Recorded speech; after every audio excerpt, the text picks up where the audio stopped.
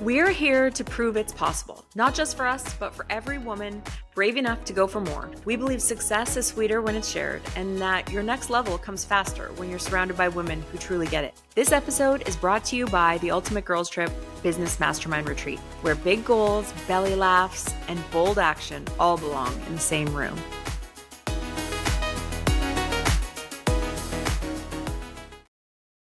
Hi, welcome back. We are so grateful that you're joining us again. Today we have the queen bee of sales in, I would say, the United States. Honestly, you're the person I'm watching closely. You're the person I listen to your social media, and you give such good tips away that I'm like, oh my God, this is so valuable. Okay, well, tell them who you're talking about. Jeez. This is Jillian Murphy, and we are so excited that you're joining us today. Hello. Oh my gosh, thank you so much for having me. And fun fact, when I started as an entrepreneur, I had more Canadian clients than US clients. Wow. Yeah, it's kind of a fun Amazing. fact. So maybe you should have said North America. Yeah, exactly. So Canadian Girl, she's available to you as well. Yeah, we love the Canadians. All right. Okay, let's jump right into it because we like a fast episode. So why do all entrepreneurs hate sales? Give us the story. Yeah, so most entrepreneurs, and honestly, most people in general hate sales because number one, they don't know how to do it. They've never been trained. They've never gone through any sort of sales training. So think about anything that is hard or difficult that you're not good at. You're not going to enjoy it, but it is truly the number one skill. And I say this on every podcast that I'm on.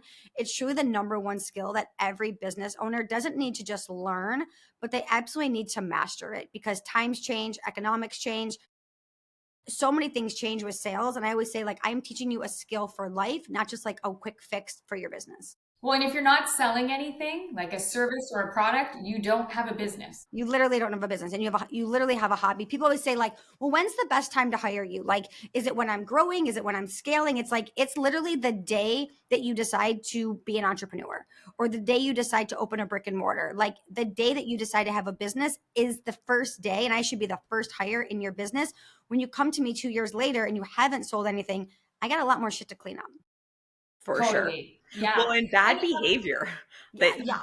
You know. I was going to say, do you have to undo some bad habits? Yeah, I do a lot of bad habits. I mean, probably the number one habit is people think that they have to sell and do things in a certain way. And it's like, no, that's just maybe what you've been taught or what you've heard on the internet or maybe what your mentor is doing or some influencer coach is doing. Like you get to build your business in whatever way, shape, or form that you want to do it. Maybe you don't want to be on social media. Maybe you don't want to have a website. Maybe you don't want to have a webinar. Great. Let's get really clear of what you want your business to look like. And then I'm going to reverse engineer that. So would you say there's different types of selling for different types of entrepreneurs and then B, clients? Do you have to have almost this Rolodex of okay, you're a this and I'm a that. So yeah, because you see these people they're doing TikToks where they dance and they sing, and I'm not the kind of person that's dancing and singing online. That's just not going to ever be me. So how do I keep up in a world like that, or what kind of content am I supposed to make? Yeah, so that's a really great question because something that people ask me all the time is it's so hard to stand out right now.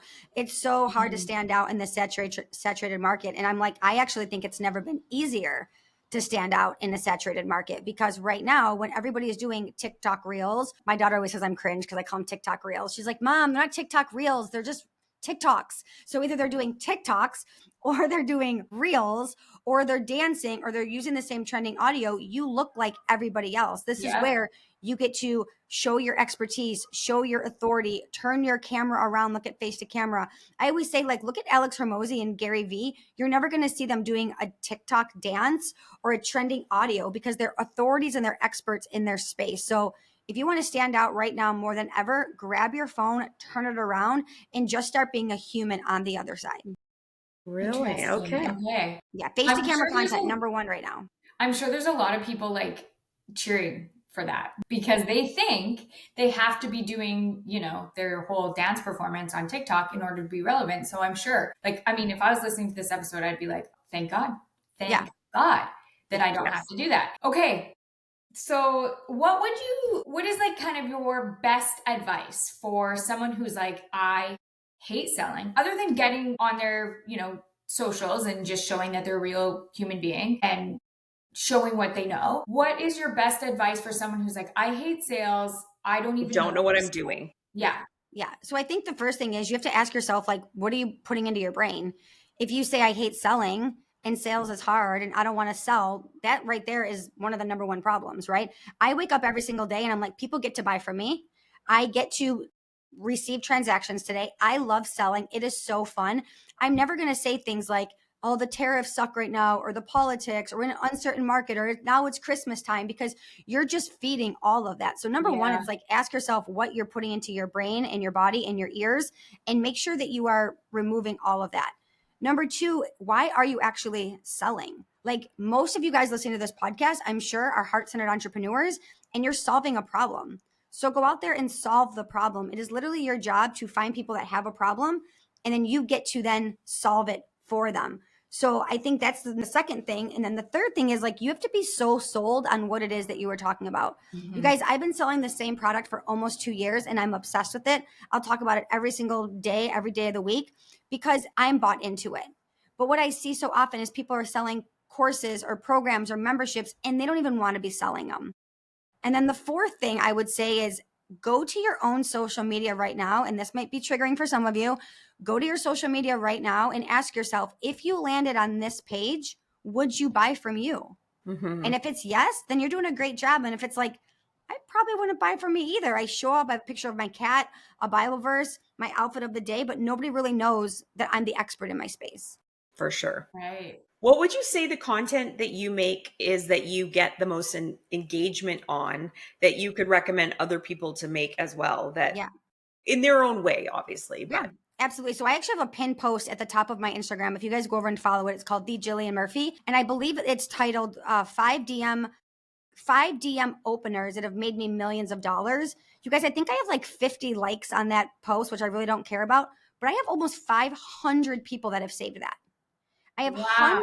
I have hundreds of people that have shared that post. yeah. So I look at content that does really, really well, and I just keep recreating it, right? So I just did a post this week that said, like, if you're getting this objection, say one of these 5 things, because I now know that my audience likes this type of content. So all content works, but you have to pay attention to what works for your audience. My audience loves carousels. They love something that they can save and that they can share and they can use, get a quick win. Then they're like, well, shit, I got this off of her content that's totally for free. Mhm. I was able to close a sale or start that DM conversation. So now I'm going to use her even more. So I think carousels are phenomenal. We do a ton of them. I also do B-roll videos, which I'm not a huge fan of, but it does create more, like it puts the net out there to get more new people. And then also just like who I am as a human. Yeah. And which I I find so fascinating because a mhm. lot of experts will say, like, oh, you can't, they don't want you to do a birthday post, even a story, because that's not what they come to your page for. But I'm also like, my holdback on hearing advice like that is that, like, I like to buy from people. I like to know that there's a real person behind that. Like, it's not just a bunch of workers that have been tasked with doing someone else's social media. I want to know that, like, that person is a real person. They're celebrating their friend's birthday, their birthday, whatever. Yeah. Can I give you guys a real life example? Yes. Mhm. So since I've been in the online space, which has been about 3.5 years, every single day, Monday through Friday, sometimes on the weekend, I share my outfit of the day. Okay. Why do I share my outfit of the day? Because that is actually one of the biggest conversation starters that gets people into my DM. So let's use today for an example, right? I have this dress on, I have a little jean jacket on, I have boots on. Somebody might say, oh my gosh, I love your fit. What are you up to today? And then I'm like, oh, I'm getting on a couple of people's podcasts. What are you doing today? And they're like, oh, I'm super frustrated because my launch isn't going well. I just transitioned that conversation. So people tell me all the time, I cannot believe how our conversation began with me asking Mhm. you a link to your boots, where you got your Jordans from, or I never thought about putting those two pieces together. And then fast forward 30 days, 3 months, 6 months, 9 months, and they are now a client. So don't underestimate something that you're doing every day. Also, this builds like, know, and trust. My audience sees me every day, first thing, showing them my outfit. And I will tell you, Monday through Friday, when I don't show up, people are like, where are you? Where's your outfit of the day? Because I'm building repetition in their life. And how I show up Yeah. on social is the same way I'm going to show up when I'm mentoring them. Okay. Absolutely. And then I also have another question. You said you've been selling the same program for a couple of years. Yeah. What is, the things that I have heard is that you have to have a low ticket offer and a mid ticket offer leading to a high ticket offer. What are your thoughts on that? So my thoughts on that are they all work, right? But you only have so much space in the online space for real estate.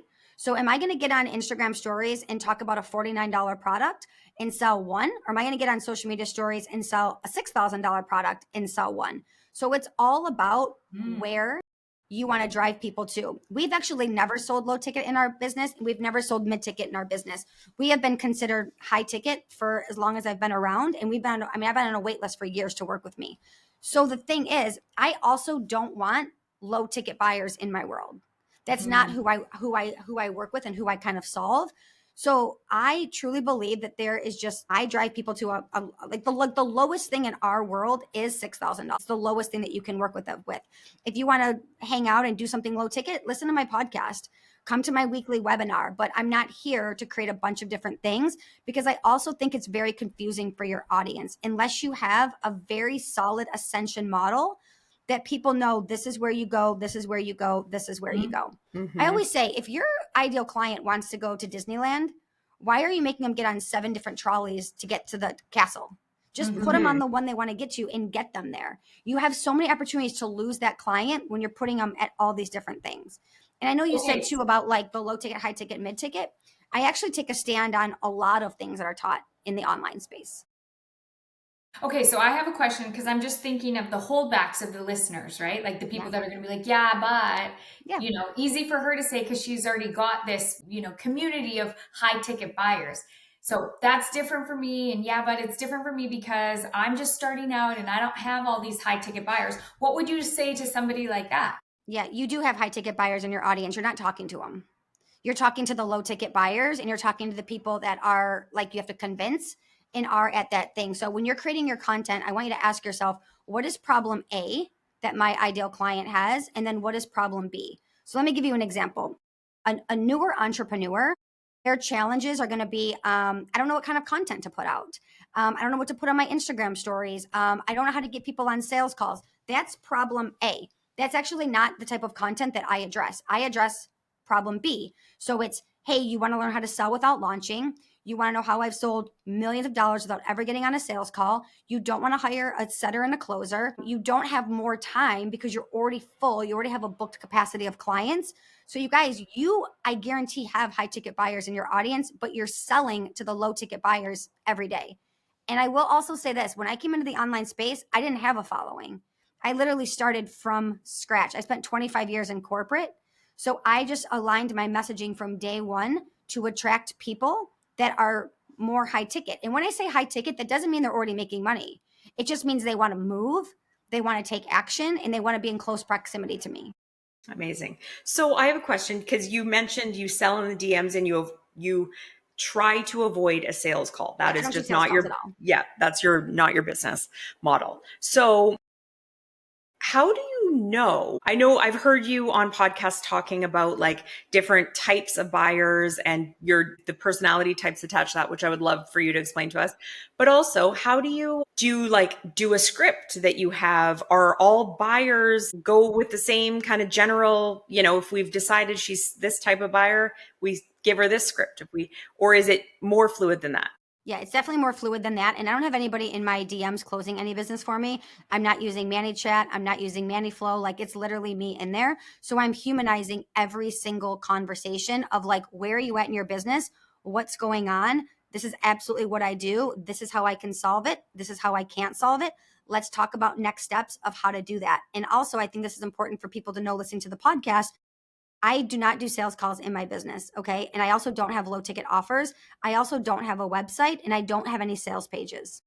So everything that I do is strictly through human connection and then sending them a Stripe link. You are spending so much time trying to get a sales page to convert that is never going to convert like an actual human to human conversation. You're spending time trying to set up your ManyChat funnel that is going to probably frustrate more people than get them in. And you're probably like getting on calls and you're not prepared to even how to handle objections.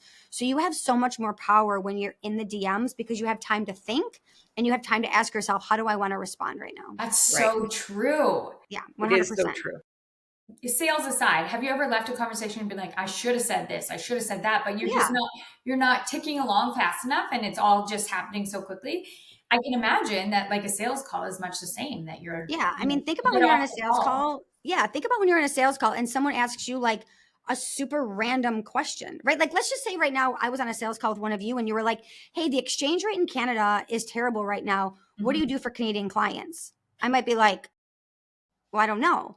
But if you ask me that in the DM, I could heart it and be like, hey, let me get right back to you. I'm just jumping on a call. And then I could think to be like, how do I want to answer this question? How do I want to serve them? And you Totally. have so much more control of where the Yes. conversation goes and where it flows. For Okay, sure. that is like, Yeah, give us the types of buyers, because I think that that's like a super informative piece of information. Yeah, absolutely. So really there's about 7 or 8 different types of buyers, but most people are categorized into 4. And essentially people are really categorized into 2. So number 1 is going to be your analytical buyer. These are going to be people that come from the health space, maybe therapists, maybe engineers, maybe doctors, and they're going to have a lot of questions. And I'm going to put a couple caveats in here. They're the people that are going to have a lot of questions. They can't make decisions. They're overthinkers and they don't move quick. Do you know why I don't have a sales page? Because I don't want to attract analytical buyers. Because analytical buyers also come into my program and can't make a decision without me. Think that I'm their life raft. Like they're blowing up the chat. So I personally don't really want to work with these types of people. So there's nothing in my world they can kind of like, well, just send me that or let me check it out. It's like, no, either you're ready or you're not, right? okay, So I love this. This is yeah. so fascinating to me. So that's the analytical. Carry on. That's the analytical buyer. Next, you have the expressive buyer. This is going to be the person that cannot make a decision because she has FOMO of everything else. So maybe you've sent her a link or you've sent her a proposal and she's like, yes, I'm absolutely in. And then she's like ghosted you. It has nothing to do with the fact that she doesn't want your products. It's because she's most likely found something else somewhere else that's grabbed her attention. So this is also why low ticket things aren't good, because I don't want a lot of people that are just kind of like price shopping me, like, oh, I'll try her $47 product. I'll try your $50 product. It's like, no, I want people that are ready and are absolutely committed. So again, we don't really attract a lot of expressive buyers either. The third one is going to be, I call her like amicable Amber. She's the person that is going to take a very long time to buy because she wants to start, Jamie, at low ticket. She actually wants to start with your content. Then she wants to go to your low ticket. Then she wants to join your challenge. Then she wants to do a sales call. And again, we don't want those people really in our world. We want people that are just like, hey, I have this problem and how do I actually solve it? Also, something that's really important with Amber is she's extremely unorganized. So for those of you guys that don't want to do follow-up because you feel salesy, cringy, clingy, whatever it is, you are missing out on selling to Amber because she needs follow-up. And then this is who we attract mostly into our business is your dominant buyers. These are people that are ready. They know what they want. They've already invested in coaching or mentorships, whether it's in their health, business, relationships, whatever. They don't have a lot of questions. They're like, hey, I've been following Jillian Murphy. She's the expert on this. I'm ready to go. And now in the DMs, we're really just talking about logistics. What does it look like? How many calls is it? How much access do I get to you? So those are the types of buyers that are kind of out there. Right. Yeah. I think So I did it's that in really like 60 interesting seconds or because less. I can easily like categorize myself. Yeah. And who are you? The last one, when I'm interested. When you're but I interested. can be any one of those other ones if I'm not that interested in the thing. Like I'm like, yeah, well, what is it? I need to see this, and I'll ask a million questions. But like that's got to be my own intuition, being like, you're not that interested. Just walk away. Don't waste their time. Don't waste your time. You know. Yeah. So Exactly. very fascinating. Thank Okay. you. And I also think for a lot of you, you have to give your audience an identity. So if you guys follow my social media content, you will say that I'm calling you a CEO because CEOs make decisions. I'm calling you an expert and an authority because I'm not talking to baby entrepreneurs. And I'm calling you an action taker. Why? Because CEOs take action. So I'm saying every single day, like if you are an action taker that wants to grow your sales, if you are an authority and a CEO in your space and you no longer want this problem or this challenge. So if you guys are saying things into your audience, like you're overwhelmed, you're stressed out, you're burnt out, you have anxiety, who do you think you're attracting? You're literally attracting these people and they don't make decisions quick. Mm-hmm. So For true. sure. It's Oh so my gosh. true. Your like psychological game on the sales world is just I so know, bang it's on. next level. I mean, I've been doing it for 27 years, guys. So it's like, it's taken, you know, I have a lot of experience in it.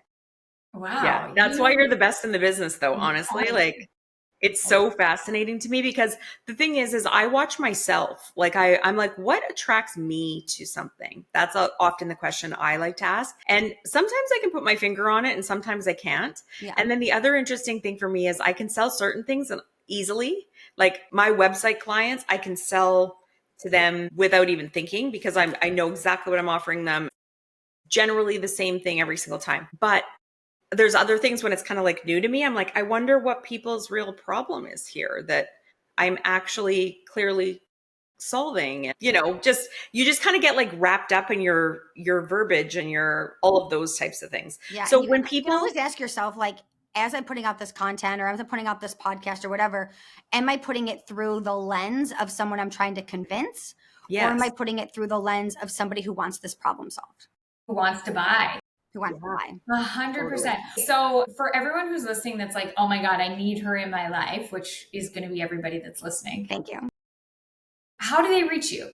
Yeah. So number one, follow me on Instagram. It's the Jillian Murphy. Come over, say hello. You're literally going to get a voice memo from me. There's no one in my DMs. I just love to like get to know people. Tell me how you guys found me. You know, let's have a conversation. It can be about a chicken recipe. It could be about a pair of Jordans that you're wearing. It could be about your kids. It doesn't matter. Like just come over and get to know me on social. And then let's see where you're at in your sales, right? Everyone needs help in sales. I always say like this is the reason why I have a business because it's truly the one skill that everybody needs. So come over on Instagram, follow me. I also have a podcast. We drop 3 episodes a week. They're short, they're spicy. It's called Scale Your Sales Podcast. We've have over like, I think 400 episodes at this point. So go over and check it out. And I will tell you, you will learn a shit ton just by following my content. So go over my content, save it, share it. Amazing. Thank you. Well, thank you for being here. We are so grateful for sharing with us and our audience. And we love you. And we're Absolutely. Love you guys. lucky to have you. Thank you. Take care. Until next time, guys. Bye. Bye.